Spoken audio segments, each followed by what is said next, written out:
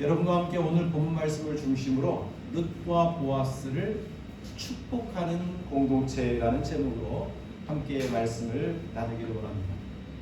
2021년을 이제 우리가 시작을 했는데요. 이 한 해 동안 우리 사랑하는 모든 기쁨의 가족들에게 하나님의 축복하심이 진심으로 넘쳐나기를 정말 소망합니다. 여러분 그렇게 되시길 원합니다. 네. 그러려면 여러분 스스로 우리가 우리 축복의 언어를 고백하는 것처럼 그렇지 내가 이런 사람이지 스스로 자신을 사랑하고 또 내가 그런 사람이라면 나와 함께 살아가는 남편이나 아내나 우리 아들, 딸들 그리고 이웃들 그리고 우리 교우님들도 그렇게 하나님 보시기에도 귀한 존재이니까 또 서로를 향해서도 그렇게 축복을 빌어주고 축복을 권해주는 그런 아름다운 축복 공동체가 되기를 진심으로 소망합니다. 오늘 말씀을 우리가 좀 더 깊이 들어가기 전에 이 4장, 룻기 4장 전반부에 나와 있는 지난주에 살폈던 내용을 잠시 살펴볼 필요가 있습니다. 지난주에 보아스가 이제 베들레헴 성문으로 올라갑니다. 그곳에서 나오미와 룻의 기업 물을 자를 만나게 되죠. 그래서 그를 불러서 많은 장로들 앞에서 공개적으로 기업 물음에 대한 법적인 행동을 시작하게 되어집니다. 보아스는 나오미와 룻이 지금 기업을 누군가에게 물으려고 하는데 그 기업 물음 고엘의 1순위가 바로 당신입니다 라고 이야기를 해줍니다. 그러니까 기업 물을 첫 번째 순위에 있었던 이 고엘자는 나오미로부터 내가 그 기업을 물으겠다고 나서는 장면을 우리가 볼 수 있습니다. 그러자 보아스는 다시금 한 가지 조건을 제시합니다. 나오미로부터 기업을 물으려고 하거든 동시에 룻도 함께 물러 룻과 함께 결혼을 해야 한다는 조건을 밝혀줍니다.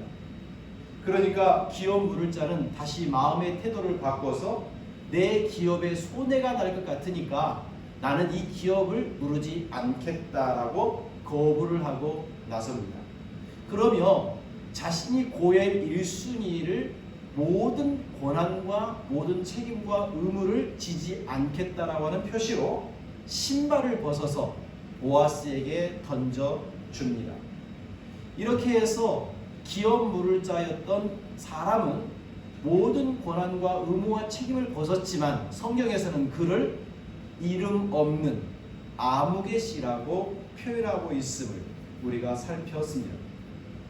여러분 이렇게 4장을 시작하면서 우리는 두 가지 먼저 개념을 확실하게 정리해 놓고 갈 필요가 있습니다. 그 두 가지 개념이란 고엘 제도와 바로 계대 결혼이라고 하는 개념입니다. 여러분 고엘 제도라고 하는 것은 기업 물을 자라는 의미입니다. 형제가 어려움을 당했을 때 가까운 친척이 어려움을 당했을 때 그 형제와 친척을 대신하여 무언가를 물러주는 것 그게 바로 고엘 기업을 물는 사람이라는 뜻입니다. 그럼 무엇을 대신하여 물은다는 이야기입니까? 땅과 복수와 몸을 대신 물러주는 것이 바로 고엘 제도였습니다. 형제가 가난하여 땅을 누군가에게 팔거나 임대를 했을 경우 그 형제의 어려움을 헤아리고 대신 돈을 지불하고 그 땅을 되찾아주는 것이 바로 땅의 고엘입니다. 형제가 누군가에게 억울하게 살해를 당했을 때 그 형제를 대신하여 복수를 감행해주는 사람이 복수의 고엘이라고 할 수 있습니다. 형제가 자녀가 없이 일찍 생을 마감해 버렸습니다. 그래서 그 형제의 대가 끊어질 위기입니다. 그럴 때에 그 형제의 아내를 자신의 아내로 삼아 그 사이에서 태어난 아이를 그 형제의 아들로 입양을 시키고 그 형제가 대신 이 아들을 통하여 대를 이어가도록 만들어주는 것이 바로 몸의 고엘입니다. 바로 이 몸의 고엘을 성경에서는 계대결혼이라고 표현해주고 있습니다. 다시 말씀드리지만 이 계대 결혼은 아들이 없이 죽은 형제, 그 형제의 아내를 자신의 부인으로 삼을 뿐만 아니라 그 부인에게서 낳은 첫 번째 아들은 형제의 아들로 입양을 시키는 겁니다. 그러니 땅을 사는 것도 경제적인 손실이요, 또 아내를 얻어서 자녀를 낳고 양육하는 것도 경제적인 비용이 많이 드는 것이고, 또 이 아들이 장성하면 자신이 대신하여 샀던 땅도 아들에게 주고 그 모든 소유와 권한도 이 아들에게 넘겨주기 때문에 이 계대 결혼을 하는 사람은 막중한 경제적인 손실을 감내하지 않고는 이 일을 집행할 수가 없었던 겁니다. 아무튼 간에 이 고엘 제도와 계대 결혼은 성경에서 별개처럼 보이지만 이 둘 사이에는 아주 중요한 공통점이 있습니다. 그 공통점이란 사회적 약자를 위한 일종의 사회복지 제도와 같은 것입니다. 그렇습니다. 오늘날은 사회복지, 약자를 위한 배려 이렇게 표현할 수 있는데 이것을 성경에서는 한 단어로 축약하여 우리에게 들려주고 있습니다. 그게 바로 뭐냐면 헤세드라고 하는 단어입니다. 고엘 제도와 계대 결혼에 흐르는 가장 밑바닥에 흐르는 그 정신은 바로 헤세드인 것이죠. 여러분 이 히브리어로 이렇게 표현되어 있지만 그래서 뭐 꼭 그림 같고 상징처럼 보이죠. 근데 이 헤세드라는 단어를 우리는 지난 몇 주 동안 계속해서 이렇게 정의해 왔습니다. 우리 같이 한번 헤세드의 정의를 같이 한번 읽어보도록 할까요? 자, 시작. 한 믿음의 공동체 안에서 약한 자가 곤고한 처지에 빠졌을 때 강한 자가 자발적으로 도움을 베푸는 사랑, 인애, 충성을 의미하는 단어, 그게 뭐라고요? 헤세드라고 하는 단어입니다. 바로 이 룻기는 이 헤세드에 대해서 우리에게 보여주고 들려주고 우리도 이와 같이 헤세드의 사람이 되라고 강력하게 권면하고 있습니다. 바로 이 헤세드를 행하는 이들에게 오늘 하나님은 어떤 축복을 약속하실까요? 그 축복하시는 내용이 오늘 본문에 기록되어 있습니다. 자, 이제 우리 본문으로 다시 한번 들어가 보도록 하겠습니다. 먼저 9절과 10절 말씀을 보면 보아스가 이 백성들과 장로들에게 요청을 합니다. 무슨 요청을 하고 있습니까? 자신의 증인이 되어달라고 요청을 합니다. 우리 9절과 10절 한번 보시죠. 자, 같이 읽어봅시다. 시작. 보아스가 장로들과 모든 백성에게 이르되 내가 엘리멜렉과 기럐과 말론에게 있던 모든 것을 나오미의 손에서 산 일에 너희가 오늘 증인이 되었고 또 말론의 아내 모압 여인 룻을 사서 나의 아내로 맞이하고 그 죽은 자의 기업을 그의 이름으로 세워 그의 이름이 그의 형제중과 그곳 성문에서 끊어지지 아니하게 하매 너희가 오늘 증인이 되었느니라 하니. 여러분 오늘 이 보아스는 지금요 너희가 오늘 나의 증인이 되었다라고 두 번이나 강조하여서 여러분은 나의 증인입니다. 제가 한 모든 일에 대해서 여러분이 증인이 되어 주십시오 라고 요청하고 있습니다. 여러분 이 부분을 우리가 조금 더 자세히 살펴보면 이런 구조를 갖고 있습니다. 여러분 우리 한국말은 일종의 이야기를 쭉 하다 보면 마지막에 딱 도출이 되잖아요. 근데 여러분 히브리 말에서는 그 내용과 우리나라의 언어 구조가 조금 다릅니다. 더더욱이나 히브리 언어는요 굉장히 리듬을 가지고 있을 뿐만 아니라 의도적인 어떤 구조를 일부러 짜서 이렇게 무엇인가를 강조하고자 할 때 특별한 구조들을 갖게 합니다. 자, 그 구조를 따라서 분석해 보면 이런 구조가 나오고 있어요. 자, 여러분 잘 보면 보아스가 처음과 마지막에 이 히브리어 문법에 따른 구조인데요. 처음과 마지막에 너희는 오늘 증인이 되었다라고 하는 것을 위아래에 지금 이렇게 해두고 있습니다. 마치 봉지죠. 큰 봉지처럼 겉에 부분은 여러분은 나의 증인입니다 라고 하는 포장지를 쌓아 두었습니다. 그리고 이 증인이 되었다라고 하는 이 포장지 안에 두 가지 증인이 되었다라고 이야기를 해줘요. 첫 번째가 뭐냐면 엘리멜렉과 기련과 말론에게 있던 모든 것을 나오미에게서 내가 산 것의 증인이 되어달라 이렇게 얘기하는 거죠. 자, 이것은 어떤 의미의 증인입니까? 바로 내가 보아스가 나오미에게서 기업을 사서 뭐가 되었다? 내가 고엘자가 되었다. 내가 고엘이다 라는 사실을 여러분이 증명해 달라는 거예요. 원래 보아스는 고엘 1순위가 아니었습니다. 그런데 원래 1순위였던 사람이 신발을 벗어 보아스에게 던져줌으로 그 1순위가 사라졌어요. 그리고 나서 2순위였던 보아스가 내가 고엘 1순위가 되었다는 사실을 합법적이고 공개적으로 여러 사람들 앞에서 여러분이 나의 증인입니다 라고 이야기하고 있어요. 두 번째는 무엇에 대한 증인이 되어달라고 요청합니까? 바로 룻을 사서 나의 아내로 맞이한 것. 그래서 죽은 자의 이름이 끊어지지 않도록 한 것에 대하여 여러분이 나의 증인입니다. 이것은 우리가 앞에 살폈던 어떤 의미의 증인입니까? 계대 결혼에 대한 증인입니다. 그런데 여러분 이 두 가지 의미에 있어서 하나는 어떤 의미에서 보면 고엘이라고 하는 이것은 보아스의 어떤 권한도 포함되어 있는 거예요.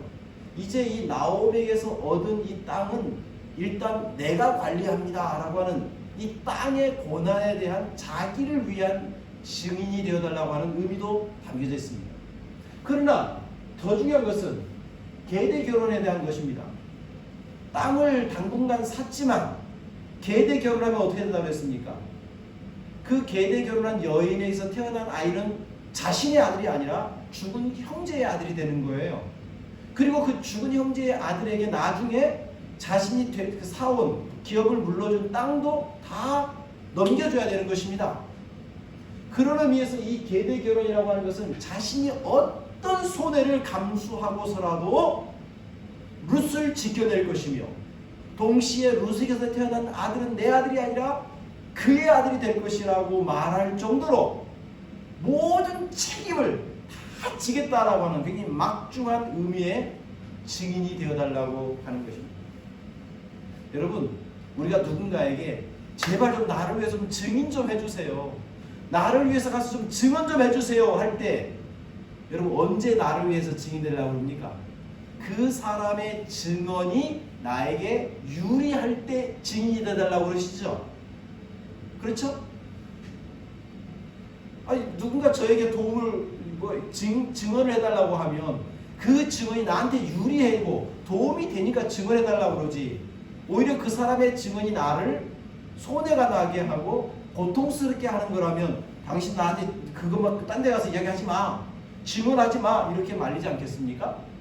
그런데 여러분 보아스는요, 자신에게 유리한 것만 어떤 의미에서 증언해달라고 하는 것이 아니라 자신이 그것을 어떤 손해를 감수하고서라도 어떤 불이익이 있더라도 이 의무와 책임을 다 할 수 있도록 여러분이 나의 증인이 되어달라고 요청하고 있는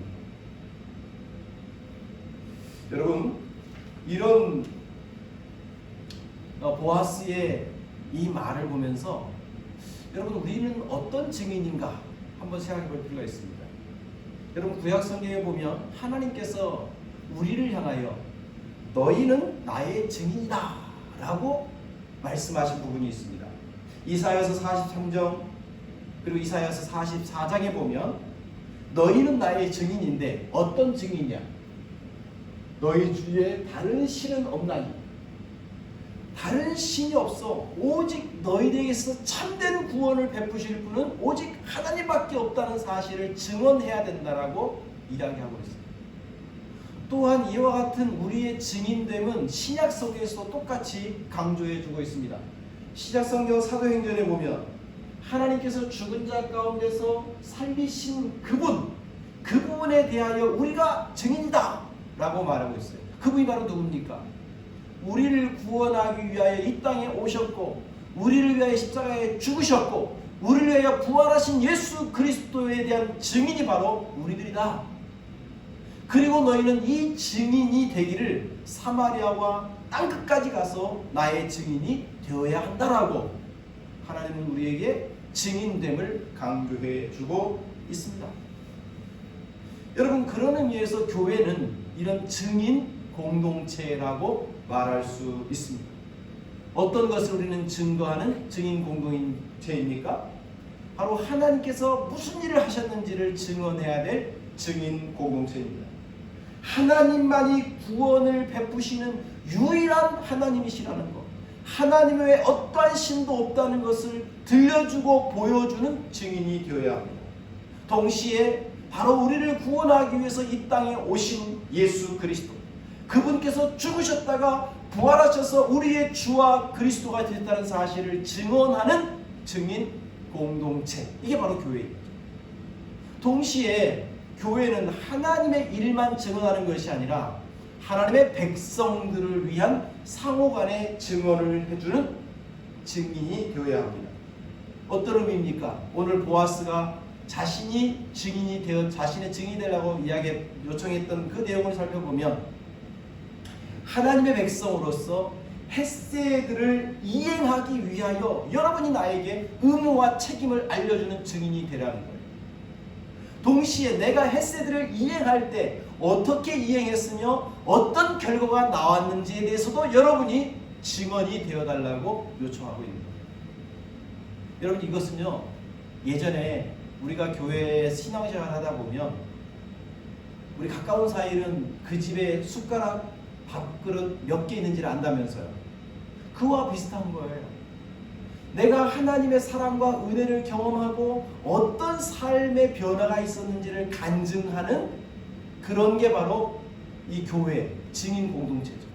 동시에 내가 하나님을 만나면서 하나님의 뜻대로 살지 못했을 때 어떤 아픔과 고통이 있었는지도 증언하고 고백해 줄 수 있는 공동체가 되어야 되죠. 그렇게 그것이 서로 상호 교통이 될 때 어떤 일이 일어나냐면 이제 권면이 일어나는 거예요.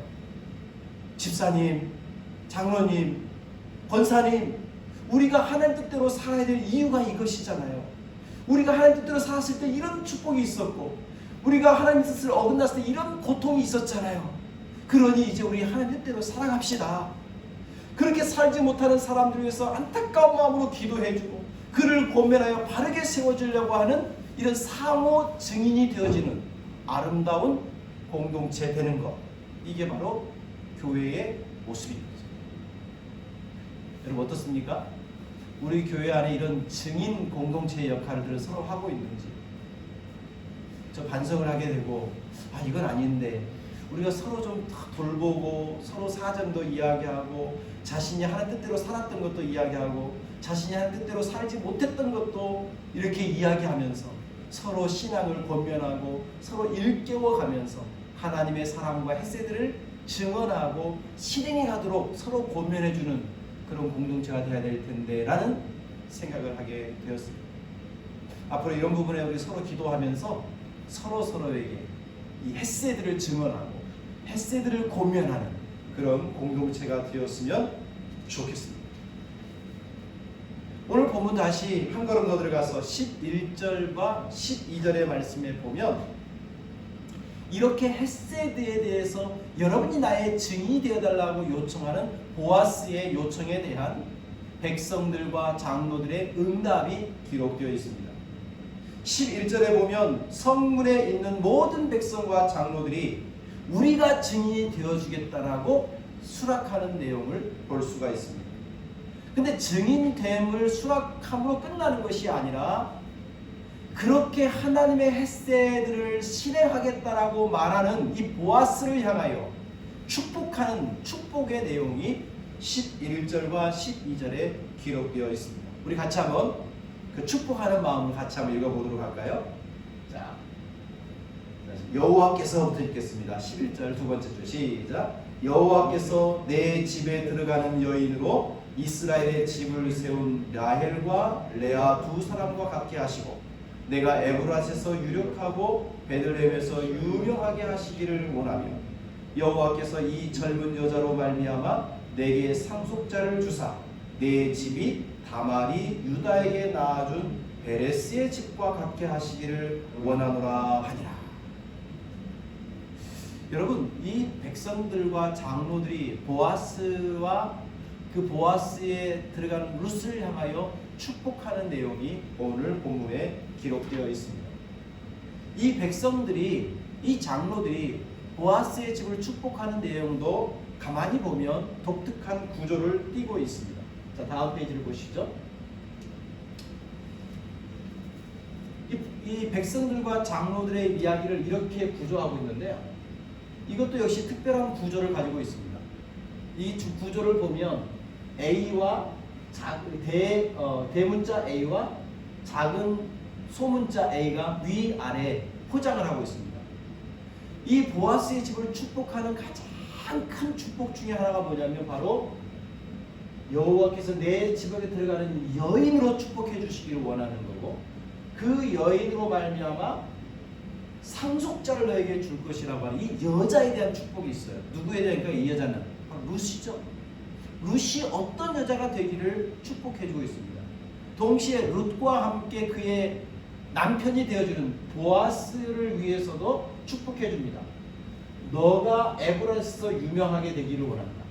너의 집이 베레스의 집과 같게 되기를 원한다 라고 보아스를 위한 축복도 있습니다.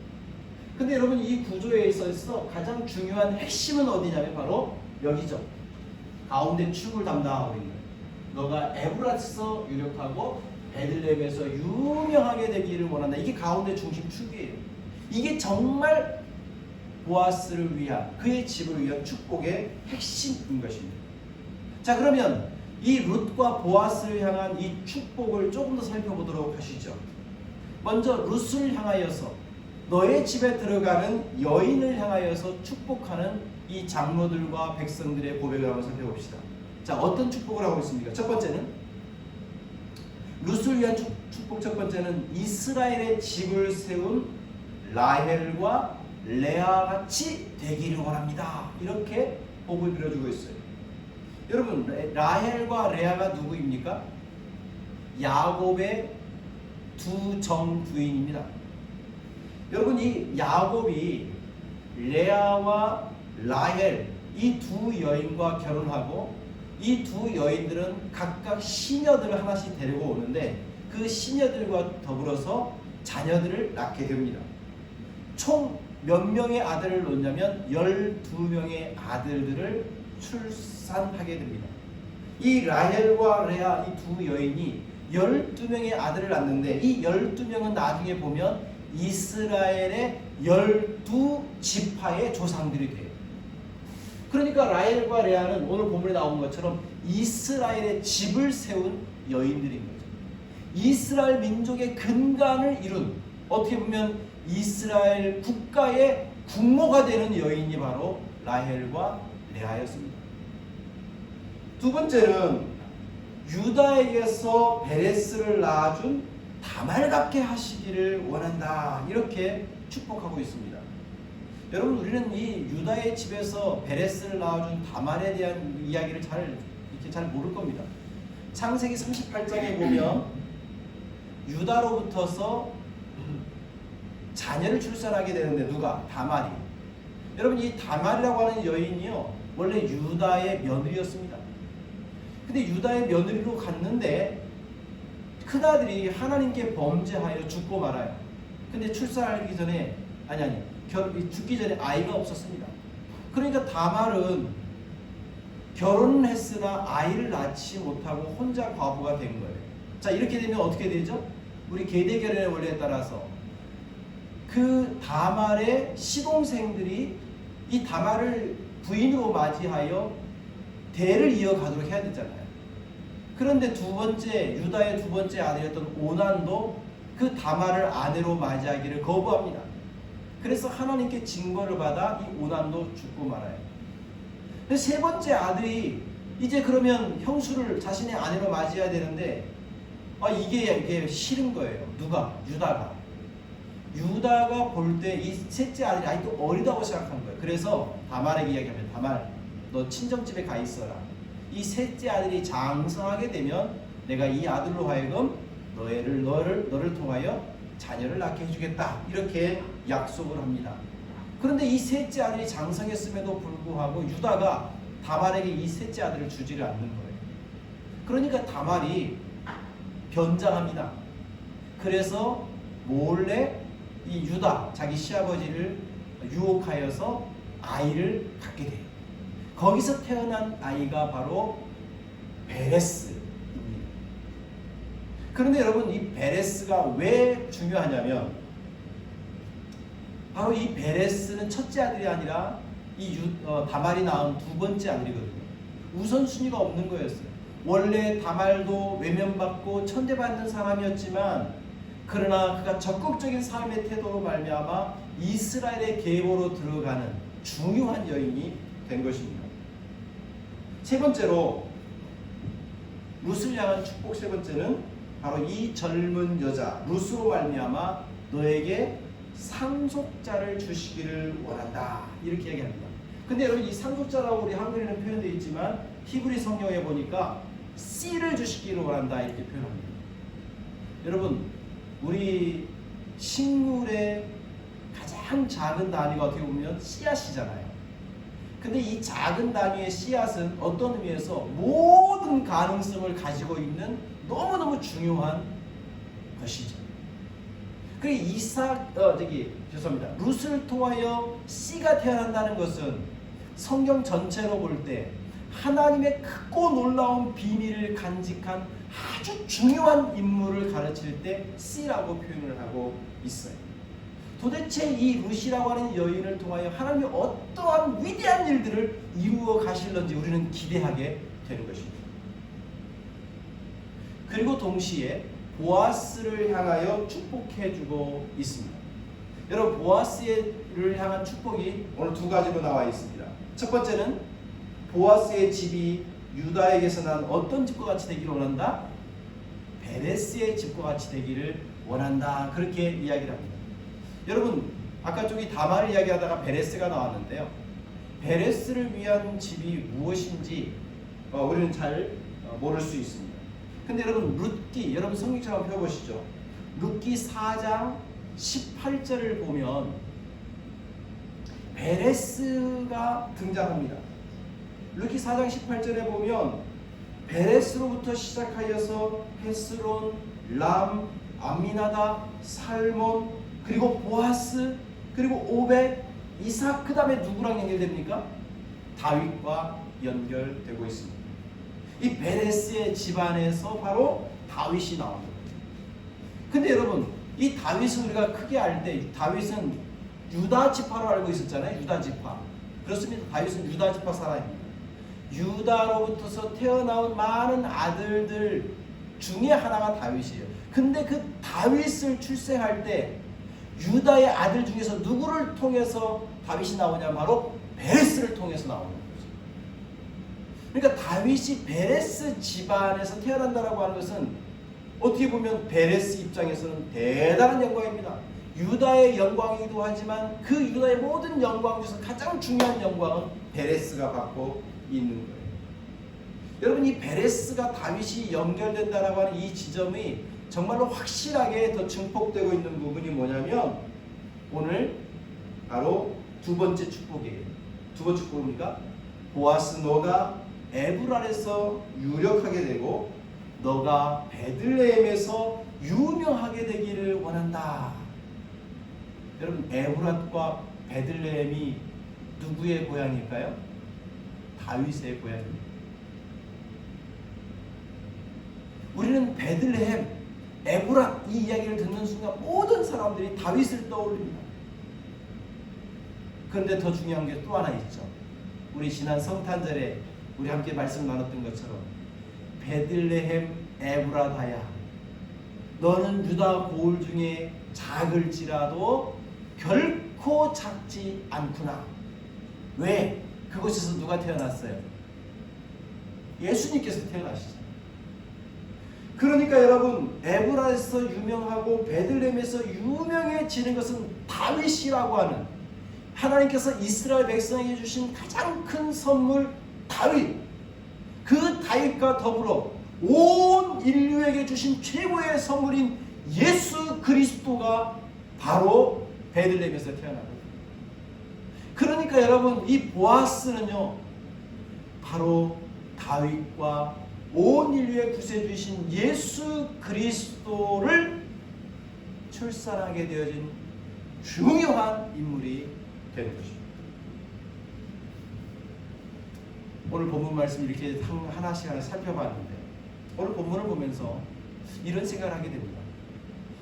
참된 축복이 무엇입니까? 진짜 참된 축복이 무엇입니까? 여러분, 오늘 이 보아스가 받은 축복, 이스라엘 백성들 공동체가 보아스와 룻을 향하여 막 축복해주고 있는데, 여호와께서 너에게 이렇게 해주시기 원한다 라고 하고 있는데, 그 축복의 내용을 정리해보면 돈이었습니까? 부귀 영화였습니까? 건강의 복을 축복해줬습니까? 아닙니다. 보아스가 받은 축복을 정리해보면 그가 받은 축복은 당장의 가시적인 보상이 아니었습니다. 우리는 복받았어요, 복받았어요 라고 말할 때 돈을 좀 많이 벌으면 복받았다고 생각하죠. 우리 보편적인 이야기잖아요. 우리 물어보면 올해 하나님께서 여러분에게 복 주시기로 합니다. 그러면 우리 순간적으로 그래, 좀 연봉도 좀 많아지고 내가 좀 땅을 살 수 있을 만큼 됐으면 좋겠고, 또 사는 땅이 좀 가격이 올라가서 뭔가 좀 경제적으로 좀 부해지는 거, 그걸 복이라고 우리는 순간적으로 생각을 해요.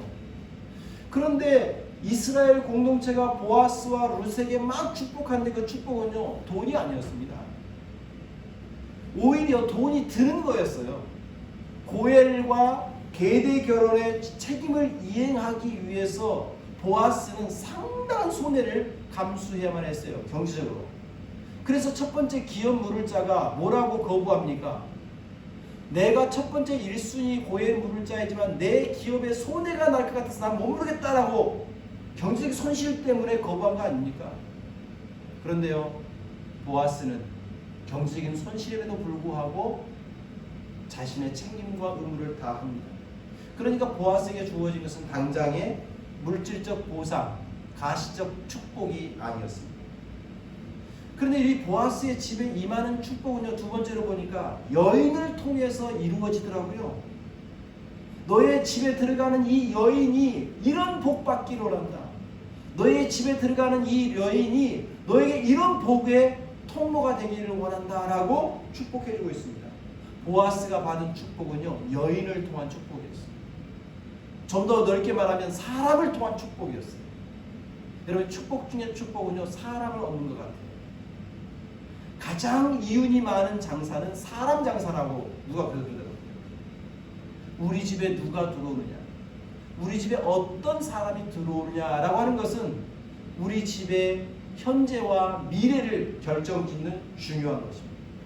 그래서 잠언 14장에 보니까 지혜로운 여인은 자기 집을 세우되 미련한 여인은 자신의 집을 허문다, 그렇게 얘기해요.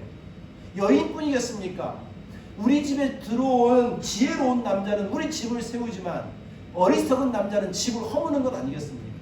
지혜로운 사람은 우리 공동체를 세우지만 어리석은 사람은 공동체를 파괴시키는 사람 되지 않겠습니까? 사람을 통하여 복이 오고 나가는 거예요. 부디 우리 사랑하는 가족의 모든 여자 집사님들이 오늘 축복받는, 집을 세우는 여인들이 되시기를 축복합니다. 또한 우리 집에 있는 모든 남자들도 이 사회를 세우고 이 나라를 세우고 우리 모두가 하나님 나라를 세우는 그런 사람 되시기를 축복합니다. 세 번째로, 이 보아스에게 임한 축복, 선언하는 이 축복은요, 에브랏과 베들레헴에서 유력하고 유명해지는 복이었습니다. 근데 여러분, 에브랏과 베들레헴이 유력하고 유명해지기 위해서는 누가 있어야 된다면요, 다윗이 필요했습니다. 에브랏과 베들레헴이 만약 다윗이 없었다면 아무도 몰라요. 에브랏과 베들레헴이 유명해진 이유는, 온 세계적으로 유명해진 이유는 바로 그곳에서 누가 태어났기 때문에? 예수님이 태어났기 때문이죠. 여러분, 다윗은 이스라엘을 향한 하나님의 최고의 선물이었고, 바로 예수님은 온 인류를 향한, 바로 지금 우리를 위한 최고의 선물인 것입니다. 사랑하는 성도 여러분, 오늘 우리가 세상 가운데 유력해지고 유명해진다는 게, 여러분, 그게 우리에게 어떤 의미일까요? 우리가 살아있는 이 동네에서 내가 유력해지고 유명해진다는 것. 그렇게 하려면요, 바로 다윗을 통하여 이스라엘의 참된 하나님 나라가 구현되고 예수 그리스도를 통하여 참된 생명의 나라가 왔던 것처럼 우리를 통하여 예수 그리스도를 누군가에게 증거하고 보여줄 때 우리는 그들에게 있어서 잊어질 수 없는 소중한 존재로, 유명한 존재로, 유력한 존재로 되는 것이죠. 여러분, 우리가 그 예수 그리스도의 통로가 되시기를 진심으로 소망합니다. 그렇다면 마지막 결론입니다. 왜 이스라엘 공동체가 이렇게 보아스와 룻을 향하여 축복했습니까? 우리도 이런 보아스와 룻에게 주어진 축복을 받고 싶지 않습니까?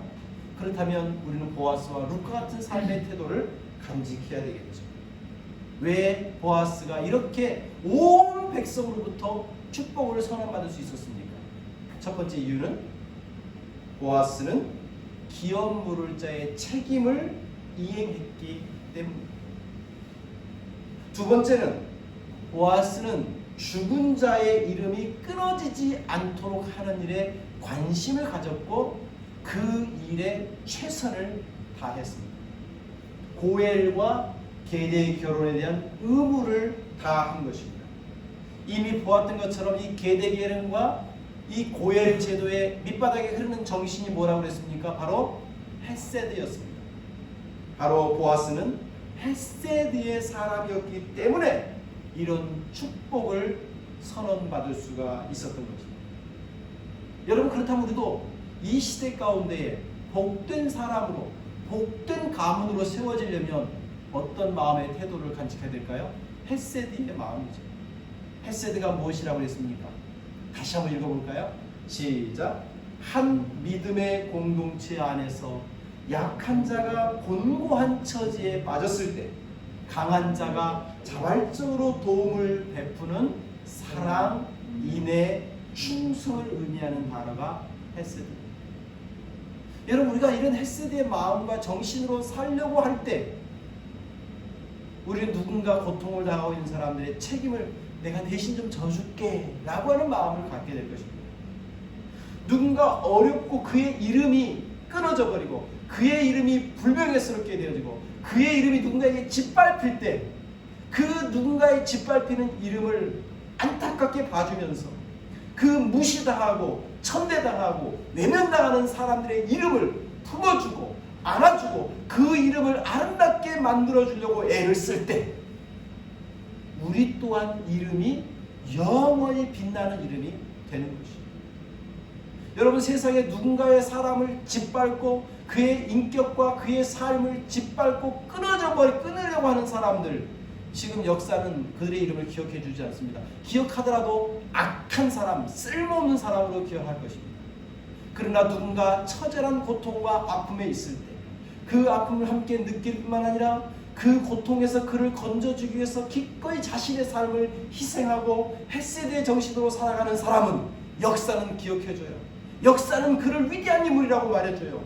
그리고 그 한 시대에 살았던 사람들은 그 헤세드의 사람을 향하여 잊을 수 없는 유력하고 유명한 이름으로 기억해 주시는 것이고 하나님 또한 우리를 그렇게 기억해 주실 것입니다.